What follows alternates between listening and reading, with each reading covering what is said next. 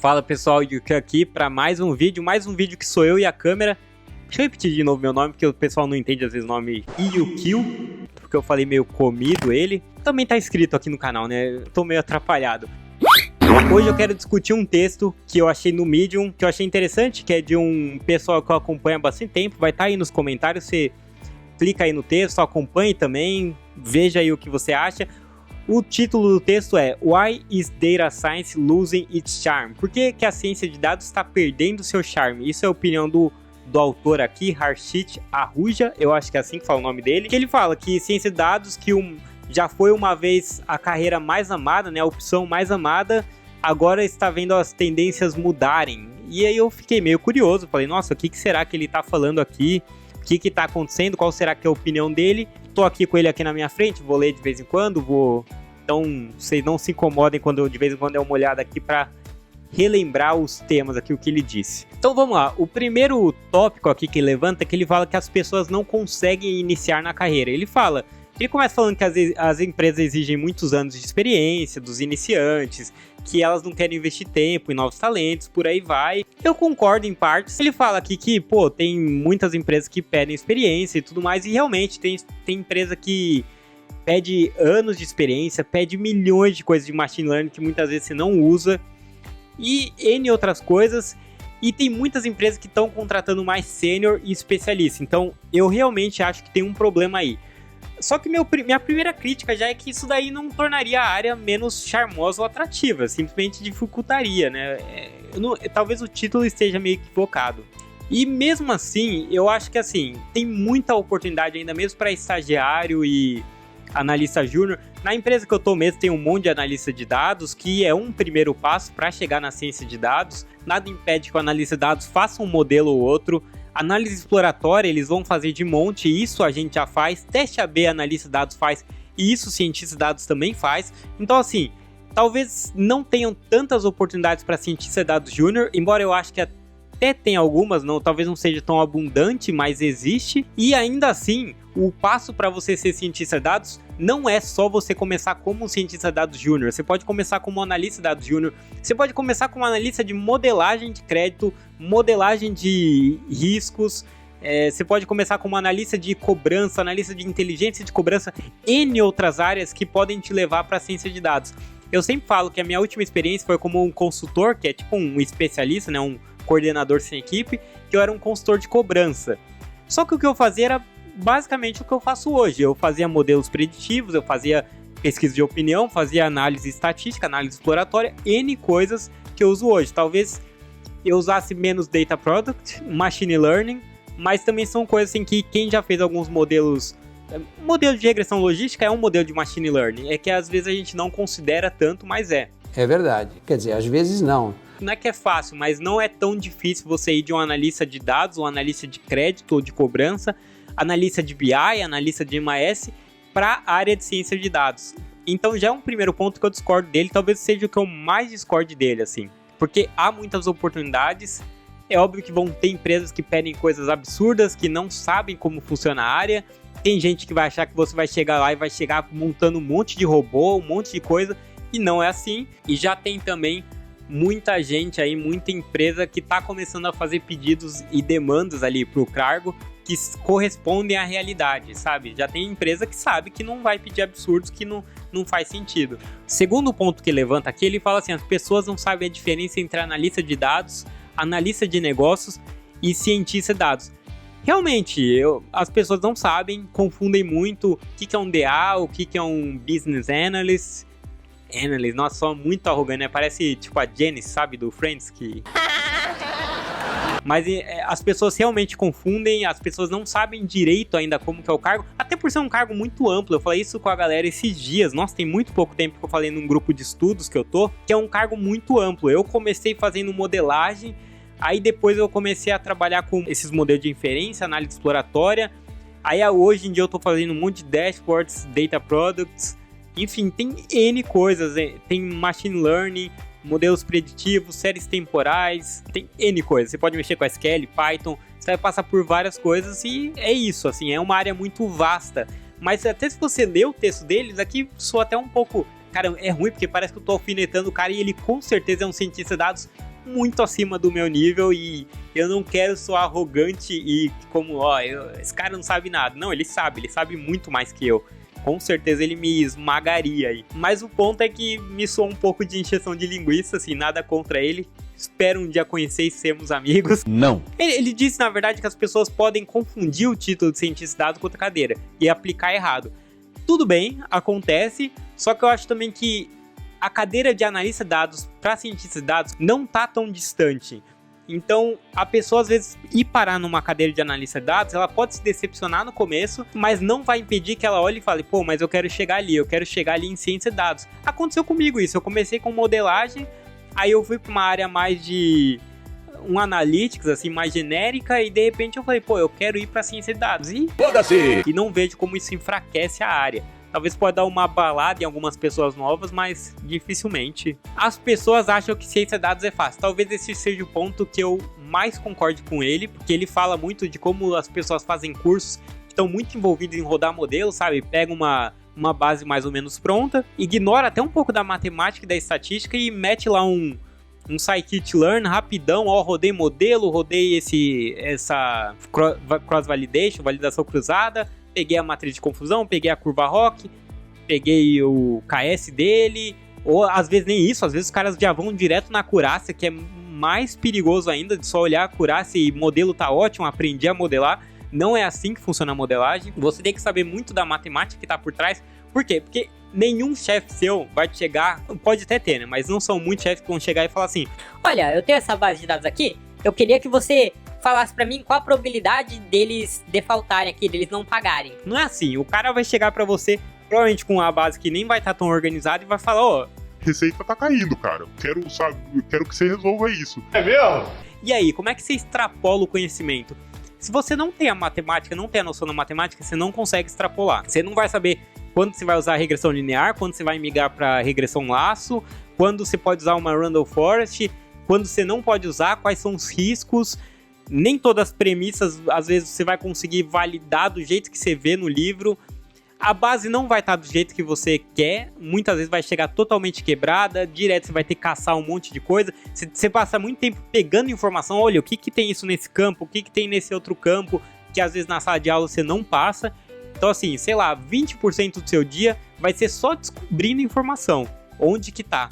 Aí vai ter, sei lá, mais uns 20, 30% para trabalhar essa informação, para limpar a base, preencher missing, e não é aquele preencher missing que você vê no cursinho que é, pega e exclui aqui, ou pega e preenche com a média, acabou, bola pra frente, sabe? Não, pô, você tem que saber, você vai pegar dados não balanceados, que vai ter, sei lá, 95% que não deu calote ou não churnou, e outros 5% só que deram. Base de fraude é muito assim, é totalmente desbalanceado. E aí, como é que você faz? Eu não sei. Isso daí um monte de curso não aborda. Você não aborda muito de Feature Engineer, Feature Selection, na verdade, que é muito menos abordado. Então tem muita coisa no dia a dia que os cursos não abordam.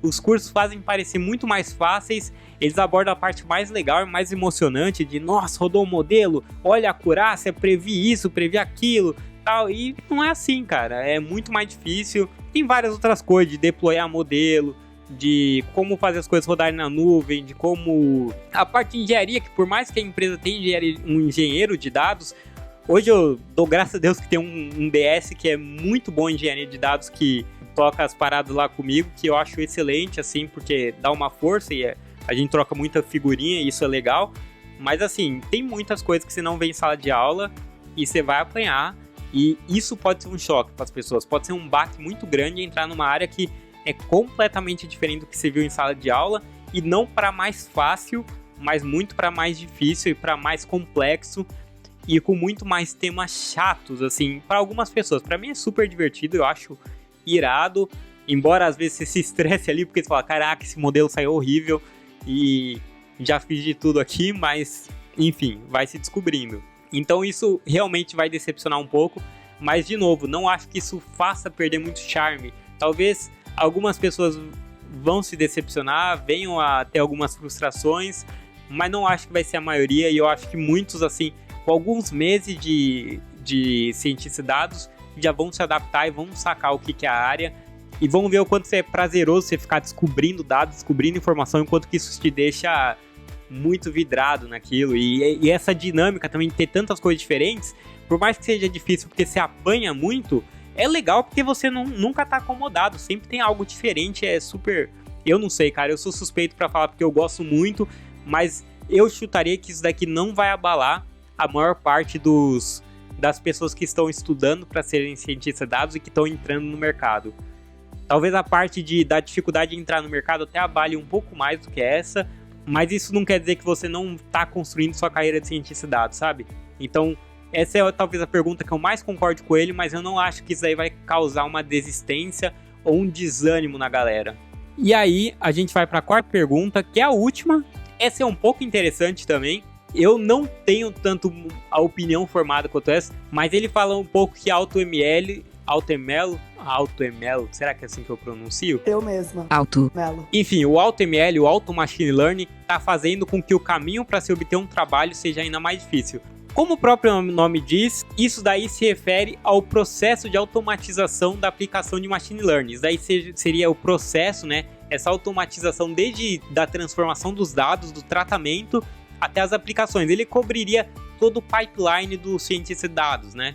Que desde tratamento até deployar. Esse tópico, eu só achei um pouco esquisito o raciocínio dele, porque ele começa falando que é um problema, e que isso vai afastar pessoas, né, e pode fazer com que a área perca o charme, mas mesmo isso ele fala depois que, mas fazer o pré-processamento dos dados igual aos humanos, as máquinas ainda não conseguem. Olha, então não é um problema. De novo, parece que eu tô criticando o cara, parece que eu tô falando, não sabe escrever ou não sabe o que tá pensando. Não é isso. De novo, o cara deve saber muito mais do que eu em Machine Learning. Eu tô aqui divagando um pouco, pensando em voz alta junto com vocês, referente ao que ele escreveu. Então assim, se ele não acha um problema, eu acho que talvez nem deveria estar aqui. É problemático essa parte?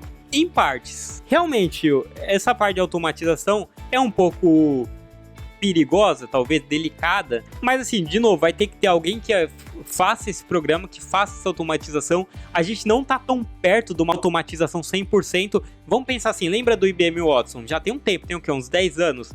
Quando surgiu, caramba, olha só, o IBM Watson faz isso, faz aquilo, nossa. Eu fiquei impressionadaço, cara, quando eu vi o IBM Watson. Eu era o nerdão, cara, que ficou, caraca, um dia eu tenho que trabalhar na IBM, e fiquei maluco. Quantos IBM Watson você vê por aí hoje?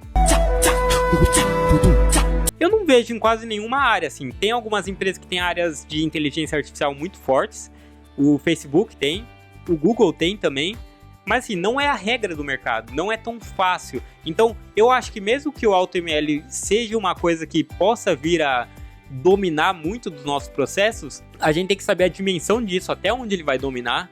E segundo, qual o tempo que isso vai demorar? Não vai ser em 2, 3 anos, cara, eu duvido. Eu acho que a gente vai ter que se preparar para isso. A gente tem que se preparar para ser mais completo ainda, saber um pouquinho de engenharia de dados, até um pouquinho de engenharia de software, ajuda muito. Mas é assim que o mundo funciona, sabe? A gente tá sempre correndo atrás de mais conhecimento, as coisas vão ficando, as disputas são mais acirradas, vai ter mais gente preparada para isso. E é simplesmente assim, não tem como acomodar. Eu não sei se é possível em alguma área você simplesmente acomodar. Em Data Science, com certeza não é. E se essa é a sua intenção, também tá errado, você não tá no lugar certo. E eu também não gostaria de estar num lugar, em qualquer profissão que fosse, e me acomodar, porque o risco de amanhã estar desempregado é altíssimo. Então eu acho que nessa linha, eu discordo dele. Eu acho que assim, primeiro vamos ver até onde essa automatização vai.